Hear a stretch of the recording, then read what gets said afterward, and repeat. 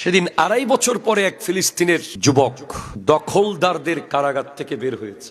এটা খুব অথেন্টিক একটা পেজ থেকে আমি নিশ্চিত করেছি, ভিডিওটা অথেন্টিক। সে কারাগার থেকে বের হয়ে তার বড় ভাইকে পায়ের মধ্যে চুমু দেওয়ার জন্য, আপন বড় ভাইয়ের পায়ে চুমু দেওয়ার জন্য এক ধরনের শুরু করেছে।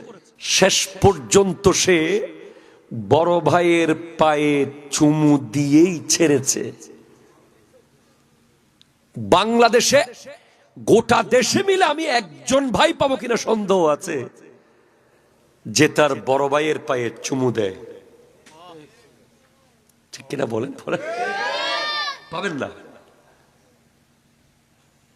অথচ এই আদব, এই ইসলাম, এই সুন্নাহ ফিলিস্তিনের বাসিন্দাদের ভিতরে আছে। ভাই ভাইকে এমন ভাবে জড়িয়ে ধরেছে যে দৃশ্য দেখে আপনি কেঁদে দিবেন। ভাই কিভাবে ভাইয়ের সাথে এত মধুর সম্পর্ক হইতে পারে?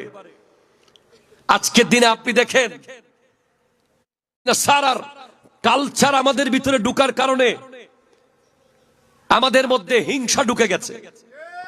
ঠিক কিনা জোরে বলেন না?